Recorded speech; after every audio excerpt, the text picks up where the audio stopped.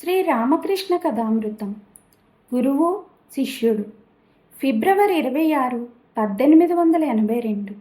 గంగా తీరాన నెలకొన్న దక్షిణేశ్వరంలో కాళికాలయం వెలసి ఉంది. అది వసంతకాలం. క్రీస్తు శకం 1882 సంవత్సరం ఫిబ్రవరి 23వ తేదీ గురువారం నాడు శ్రీ రామకృష్ణ పరమహంస, శ్రీ కేశవ్ చంద్రసేన్, కెప్టెన్ కుక్ మహాశయులతో పాటు స్టీమర్లో విహారం చేసి వచ్చారు. శ్రీరామకృష్ణుల జన్మదినోత్సవం జరిగిపోయిన కొన్ని రోజుల తరువాతి సంఘటన ఇది. ఆనాడు ఫిబ్రవరి 26వ తేదీ ఆదివారం. సిద్ధేశ్వర మజుందార్ ఉత్తర వారాహనగరవాసి వరాహనగరం నుండి బయలుదేరి ఉద్యానవనాలను సందర్శించుకుంటూ సెలవు రోజు కాబట్టి మా షికారుగా ఇక్కడికి వచ్చాడు.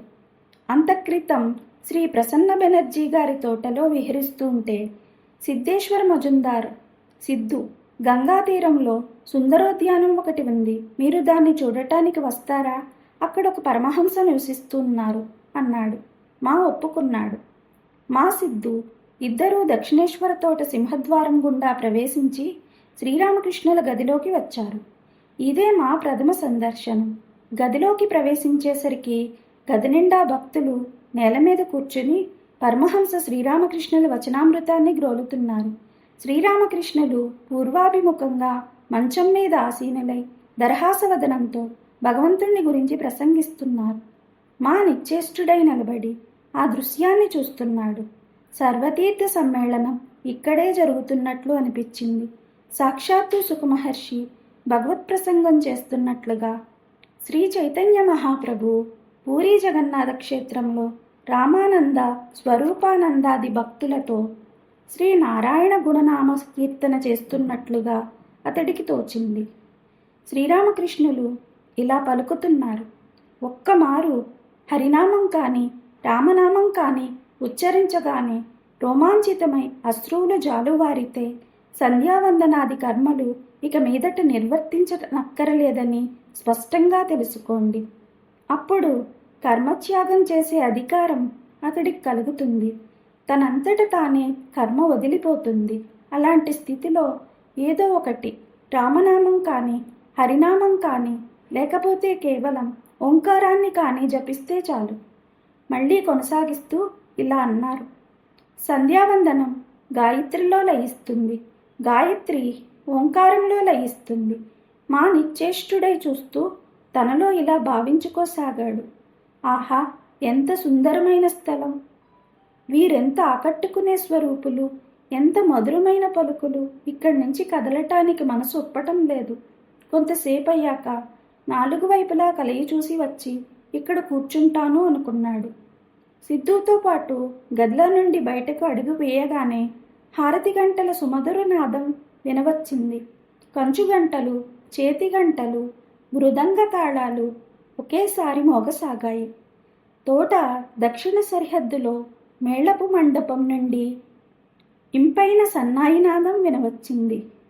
ఈ నాదాలు గంగా ప్రవాహంలో తేలుతూ పోయి సుదూరంలో ఎక్కడో సంసిపోతూ ఉన్నాయి. పుష్పమకరంద సుగంధంతో వసంతవాయువు శుతిమెత్తగా వీస్తోంది. అప్పుడే చంద్రోదయమైంది. ఆ తోటలో వెలిసిన ఆలయాలన్నిటిలోనూ పూజ, హారతులు ప్రారంభమైనాయి. ద్వాదశ శివాలయాల్లో పిమ్మట రాధాకృష్ణ మందిరంలో, చివరగా భవతారిణీ కాళికాలయంలోనూ సంధ్యాహారతులు దర్శించి మా అమితానంద పరవశుడైనాడు. ఇది రాణి రాస్మణ్ నిర్మించిన ఆలయం. ఇక్కడ యథావిధిగా నిత్య పూజాది సేవలు జరుగుతాయి. అనేక మంది యాత్రికులకు, భక్తులకు ఇక్కడ అన్నదానం జరుగుతుంది అన్నాడు సిద్ధు మాతో.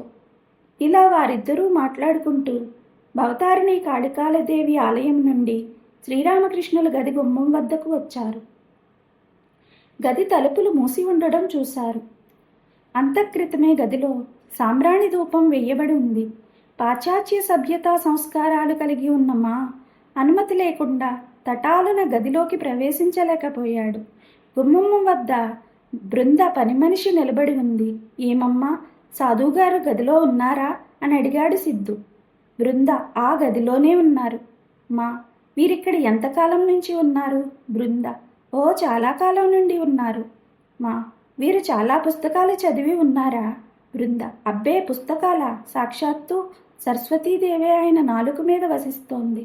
మా: ఈ మధ్యే కళాశాల చదువు పూర్తి చేశాడు. శ్రీరామకృష్ణులు పుస్తకాలేవీ చదువులేదని విని ఆశ్చర్యపోయాడు. మా: వీరిప్పుడు సంధ్య వారుస్తారనుకుంటాను. నేను లోపలికి పోవచ్చునా? నువ్వు కాస్త వారికి మా గురించి చెబుతావా? బృంద: మీరు తిన్నగా లోనికి వెళ్ళి కూర్చోండి. సిద్ధు: మా గదిలో ప్రవేశించేసరికి శ్రీరామకృష్ణులు ఒంటరిగా మంచం మీద కూర్చొని ఉన్నారు. ఇతరులెవరూ లేరు. సాంబ్రాణి ధూపం వేసినందువల్ల తలుపులన్నీ మూసి ఉన్నాయి.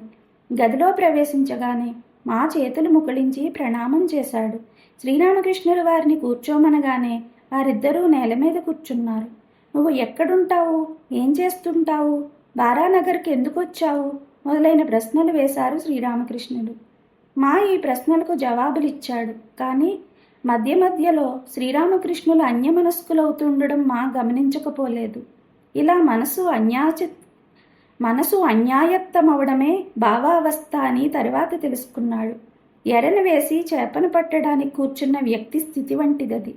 చేప వచ్చి ఎరను తినడం ప్రారంభించగానే గొళ్ళం కదులుతుంది. అప్పుడు ఆ వ్యక్తి గాలపు ముళ్ళు వైపే చూస్తుంటాడు. ఇతరులతో మాట్లాడక నిశ్చలంగా కూర్చుని ఉంటాడు. ఈ భావావస్థ కూడా అదే విధమైనది. సాయంకాలం అవుతుండగానే శ్రీరామకృష్ణులకి ఇలాంటి భావపారవస్యం కలుగుతూ ఉండడం సహజం. ఒక్కొక్కప్పుడు ఈయన పూర్తిగా బాహ్యస్పృహను కోల్పోతారు. తరువాత మా ఈ సంగతి గురించి విన్నాడు. కళ్ళారా చూశాడు కూడా. మా: మీరు సంధ్యావందనం చేసుకుంటారు కాబోలు. ఇక మేము సెలవు గైకొంటాం. శ్రీరామకృష్ణులు భావావస్థలోనే: సంధ్యావందనమా? అలాంటిదేదీ లేదు.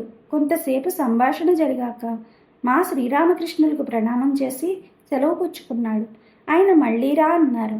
మా ఇంటికి వెళ్తూ ఇలా తలపోశాడు. ఈ మహానుభావుడు ఎవరు?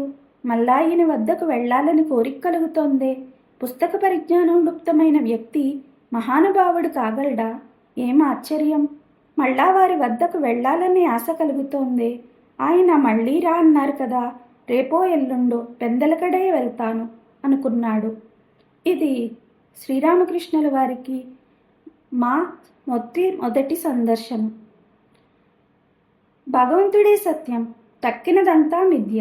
మనం చేసే ప్రతి పనిలోనూ, ప్రతి కదలికలోనూ, ప్రతి భావనలోనూ, ప్రతి ఆలోచనలోనూ భగవంతుడు అనే భావనను మనసులో నింపుకొని భగవంతుడు అనే స్పృహతో పనిచేయడం నేర్చుకోవాలి.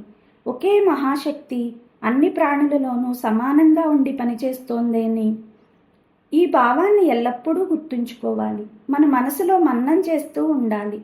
ఒకే మహాశక్తి పలు రూపాలుగా పూజించబడుతోంది, పలు నామాలుగా కీర్తించబడుతోంది. ఒక్కో నామానికి, ఒక్కో రూపానికి ఒక్కో ప్రయోజనం. ఒకే మహాశక్తి ఇన్నిటిగా దర్శనమిస్తోంది.